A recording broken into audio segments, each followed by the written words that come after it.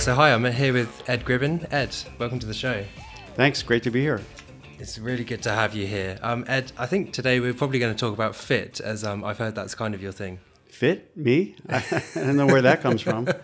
Actually, the funny thing is that I joke about this, but I tell people I spent 20 years in the uniform industry, and I learned everything I needed to know, I thought, about fit in the uniform and workwear industry, because you had to outfit every size of person imaginable. We did a lot of work with airlines, so we had pilots, flight attendants, baggage handlers, and so you had every possible height, weight, body type, and we had to not only give them product that fit them, we had to make them look professional. So I learned an awful lot about that, but that was nothing compared to launching IntelliFit in 2000, and we created the first body scanner that you could scan people with their clothes on and collect real-time data on what their measurements were. Levi's was one of our very first clients, and we rolled it out globally with Levi's. And very shortly after that, I started seeing these patterns in the data, which I just found fascinating. And it kind of, the light bulb went off, and I decided that, you know, the industry has been doing things wrong forever. The data says people look like this three-dimensionally, but the industry's making patterns two-dimensionally with the wrong measurements. The fit models are not accurate compared to the customers, and so we built up a consulting practice. And a few years in, I was doing a lot of work with Alvanon because we were doing the data gathering and the data analysis for brands and retailers. Alvanon was doing their mannequins at the time in the supply chain, and Dr. Kenneth Wang, the founder of Alvanon, approached me and said, you know, we should work together. And so in 2006, I merged my practice into Alvanon, and kind of the rest is history. We've built Alvanon up to be the global expert on apparel fit and sizing, and there's a whole team of people there who are just absolutely expert at what they do, and frankly, there's no one in the world who does that as well as Alvanon. So we're very proud of what we built there. Yeah, it was amazing. Were you sad to leave a couple of years ago? I wasn't looking forward to leaving. I think that I got an itch at, I was there 12 years. I've never been anywhere more than 10. And I kind of got an itch at the 12-year mark that said, I want another chapter in my life. I want to do something else. And I really didn't want to do fit and sizing. I built a world-class team who can do that. And people still come to me today with fit and sizing. Someone came to me here today and said, I'm going to be the CEO of not a new company, a luxury company that does women's wear in Europe. I need to bring you in. And I said, what for? And he said, fit and sizing. I said, no, let Alvanon do that. And he appreciated that. Now, my new practice is really focused on two things that I've been passionate about: helping businesses grow. So I do growth strategy work for not for the big guys, but for medium-sized retailers and brands, and supply chain strategy. So part of its front end dealing with a customer, part of its the back end dealing with factories and quality and sustainability and productivity in their supply chains. So I get a kick out of the kinds of projects I'm doing now, and but I still have my hand in fit. I still communicate regularly. I'm a senior advisor with Alvanon, and I just enjoy chatting about it. Yeah. Over the 12 years you were with Alvanon, you must have seen a huge change in the way that companies approach fit. What are some new, innovative and engaging ways that people are doing this today? Well, I think, it's amazing. When we started this, the iPhone hadn't been invented. And now you have something in your pocket that's as powerful as any computer was 10 years ago. Oh, yeah. In fact, more so. Yeah, way more so. And body scan technology, we were one of the pioneers with millimeter wave technology and body scanners. Now there's about a dozen companies using handheld devices to scan a person, and they're getting more and more accurate every year. And so a person who's unsure about what they want to buy in terms of size can probably take a selfie, and if not now, within another year, they'll be able to take a selfie, match it up to any brand or retailer, get the best fitting size, see what that size looks like on them as an avatar, and then make their decision if I'm going to buy it or not. And I think it's going to have a huge impact on returns and on customer satisfaction, customer engagement.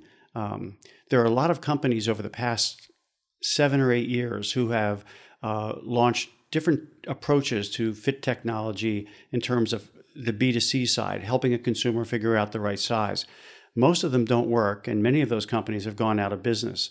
But the ones that have stayed are either using that cell phone technology, or they're using algorithms based on answers to certain questions you may ask, and they create a psychographic profile of you. And from your answers, they can actually use predictive algorithms to say, well, your cross-shoulder measurement is 17 inches, your chest is 39 inches, your waist is 30.5 inches, and you're this tall. And it's amazing how accurate that predictive technology is. And it's big data feeding on big data. And there are some really innovative things happening in that area. So while the average consumer, it's very different UK versus US. In the US, 85% of apparel sales are influenced by mobile, but less than 10% happen on mobile. In the UK, same number, about 85% of purchases are influenced by mobile technologies, but over 20% is purchased either online or on a mobile device. So the UK is more comfortable with buying something online.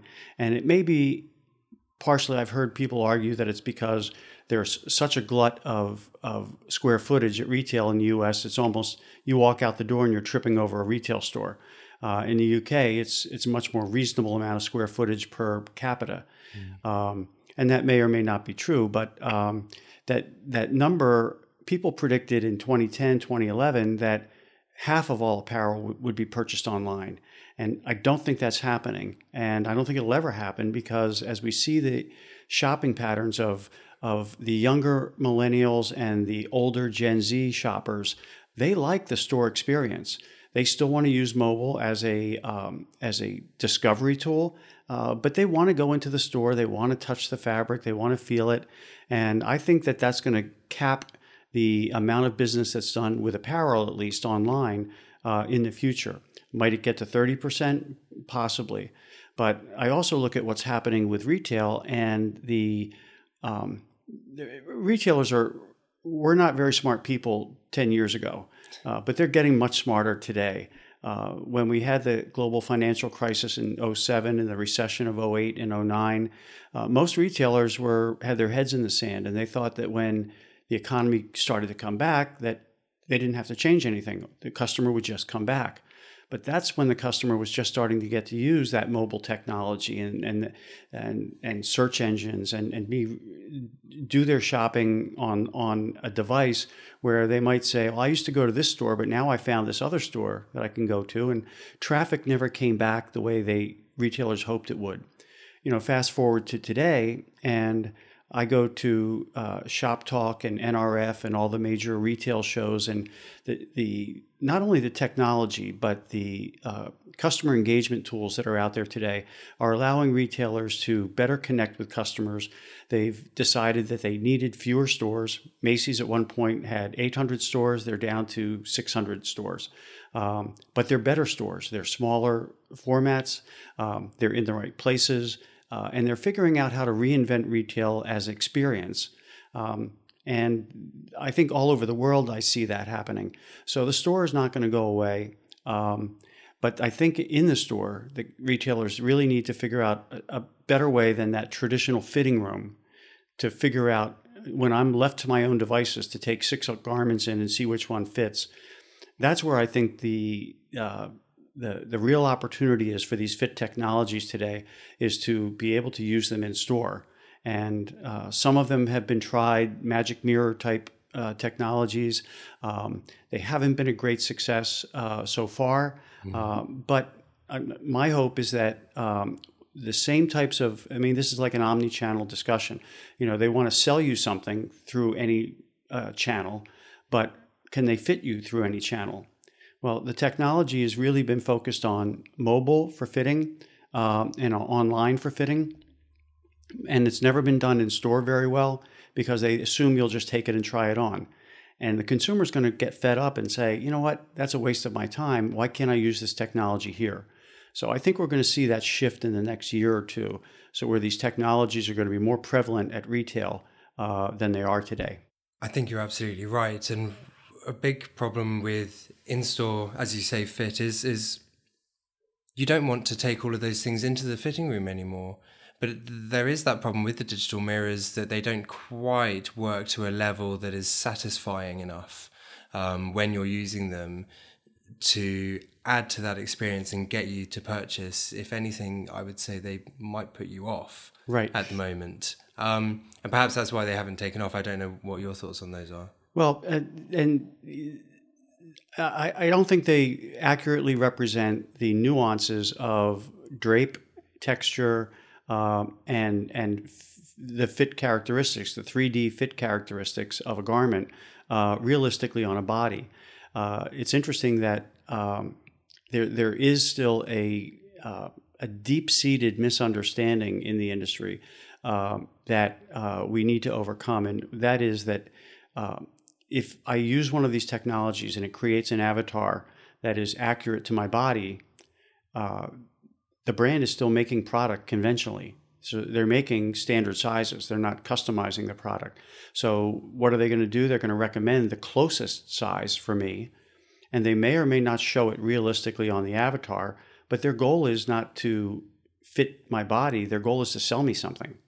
And so there's a disconnect there. Mm-hmm. And if my body shape is such that it's not going to fit in a particular brand very well, they're not going to tell me that because they still want to sell me something. Yeah. They're going to show me the closest possible one.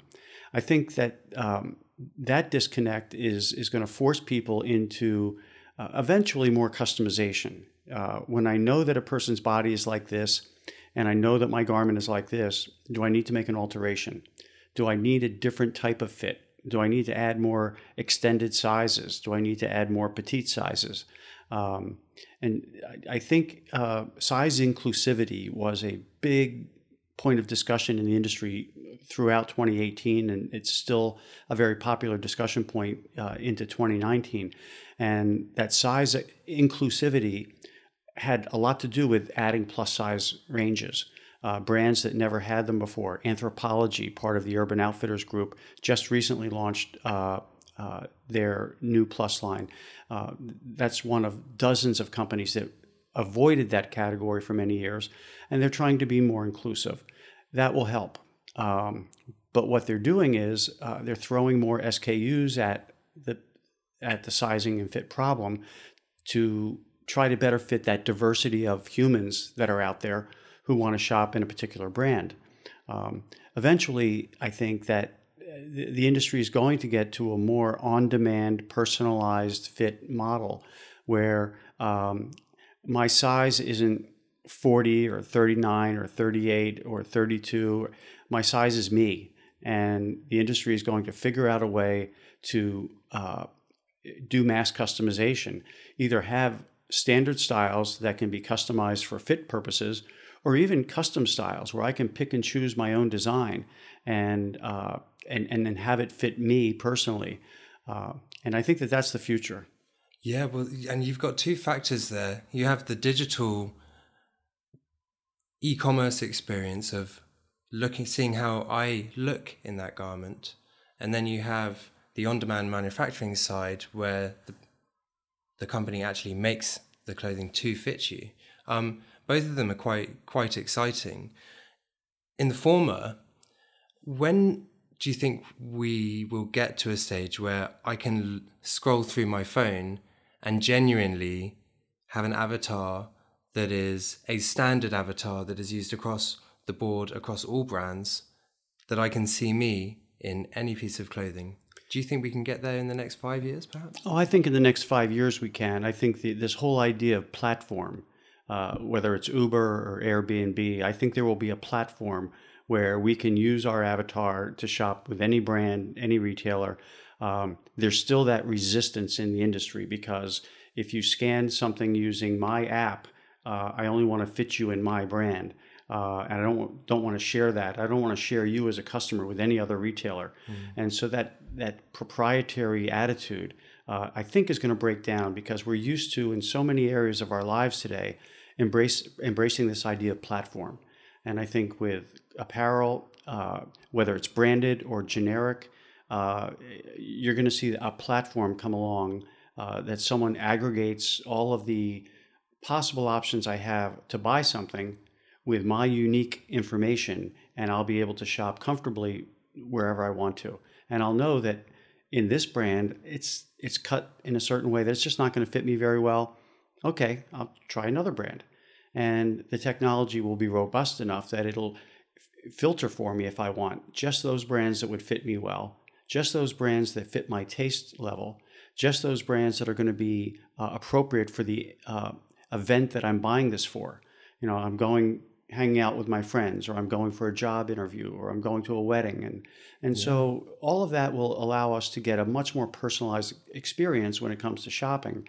And back to an earlier point, though, it not only has to happen in the digital world, mobile devices, it has to happen in store as well, because the store needs to mimic that same experience. And I don't want to waste my time online, but I also don't want to waste it in the store unless I'm there for that discovery experience. Like, I want to shop and I want to feel all the fabrics, and I don't know what I want, and it's going to be an impulse buy. So there's going to be a significant percentage of shoppers who always want that discovery experience. Well, we're still seeing that today, that even though everyone thought that we'd all be shopping online, we're not, because really, there are times when we all want to put our phone down and go, whether it's not to the park, but to the store, or walk around town, do a bit of window shopping.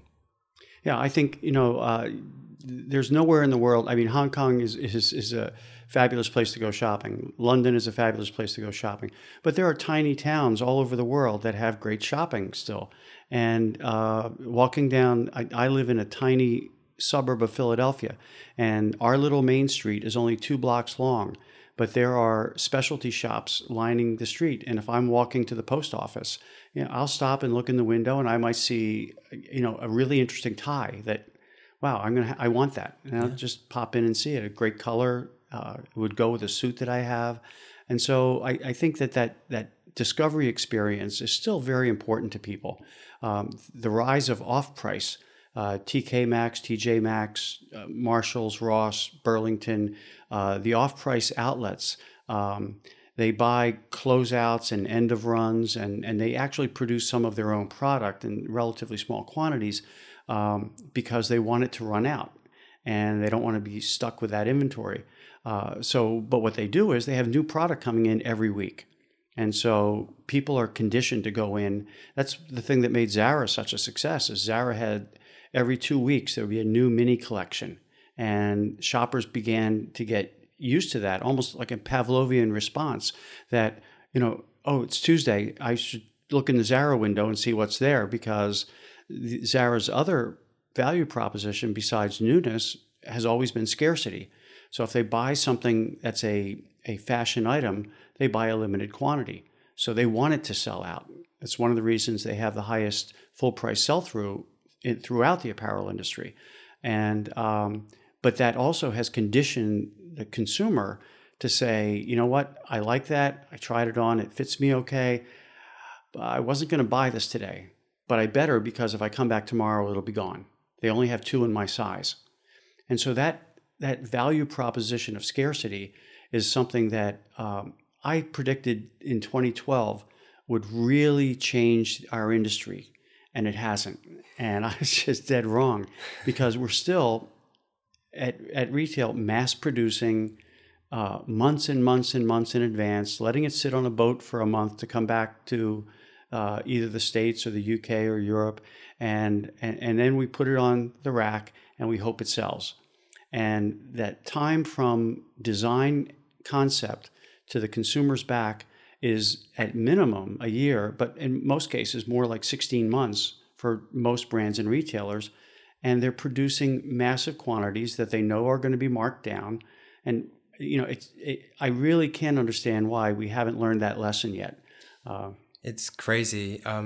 I've had about 7 or 8 conversations here in Hong Kong this week, and we've talked loads about when is the industry going to change, and we're all waiting for it, and we're all saying how wrong it is, but we're all in the industry, and nothing's quite changed yet. But I do feel like we are on the cusp. I feel like on-demand manufacturing, and it's the technologies that support this this big transformation that are now coming about. And I guess with the advent of 5G, perhaps that will help things. But there's also a massive mindset change that needs to happen in the industry as well, both at a brand, manufacturer, and consumer level. I call it, feeding the beast. You've got this beast. If you're a retailer today and you have 100 stores, 500 stores, 3,000 stores, you've got to have product in those stores. And you have to produce massive amounts of product in order to, think about the big global retailers, Zara aside, because they limit the amount of production. They have 4,400 stores, but they usually never make more than 24,000 units of a style, whereas a lot of other retailers make hundreds of thousands of units of a style. And they have to feed their retail presence. And with it, the whole financial model is predicated on a higher and higher IMU. They need a higher markup because they know they're going to mark it down. And if they want to, at the end of the day, have a 40% gross margin, they've got to start with 80 because they know they're going to mark that down. That's the thing that as we see the retail landscape shifting to fewer stores, but more flagship experiences, I think we're going to see that start to scale back. I do think there's going to be a tsunami effect at some point, though, when technology enables that on-demand customized product. I gave a speech at a conference last fall where I talked about new business models in fashion and retail. And 4 years ago, none of these people would have survived. Now there's about 30 or 40 brands between Europe and the US that are startups that have innovative new models on how they're going to reach out. And they're not trying to make product for millions of people like the traditional retail mindset. They're trying to find a tribe of loyalists to their concept who are micro markets of 100,000 people, 50,000 people. There's a startup here at this conference who I've been talking to who's starting up a brand focused on CrossFit athletes in China. Who knew? And the fittest man in China who just won the CrossFit Championship of China is the spokesperson for this brand. And that's the way millennials and Gen Z creative types think about how, I don't need to make 800 stores around the world to sell my concept. I can reach out to the consumer digitally. I can use social media and influencers, and I can create a product that speaks to a group of people who are going to be massively loyal as a community to my concept, to my vision, and hopefully to my product. And I see more and more of those coming up, and there's this collision of great ideas, the technology that enables them to develop a business, and huge amounts of private equity money sitting on the sidelines. That's easy to get money to invest if you have the right idea. And so those three things coming together, we're going to see many, many more of these brands in the years ahead. There's at Parsons School of Design in New York, there's XRC, which is a incubator laboratory that nurtures startups. They take in 15 candidates every season, and they narrow it down, and there are usually 7 or 8 winners that they fund as startups. And these companies have really creative ideas on how to create fashion that a particular group of consumers, not consumers in general, but a particular group that have certain values or certain tastes or certain size characteristics are going to gravitate towards and be very loyal once they find this. And I think that is going to eventually, there's going to be a tipping point that will hit, and massive conventional retail will become the minority. So I don't think it's going to go away, but it'll be the minority. And the majority of fashion choices will be from these new, like-minded, very focused, tribal-type brands. It's exciting times. Yeah, I think so. Yeah. Well, Ed, thank you very much for coming on the show. My pleasure, and thanks for having me.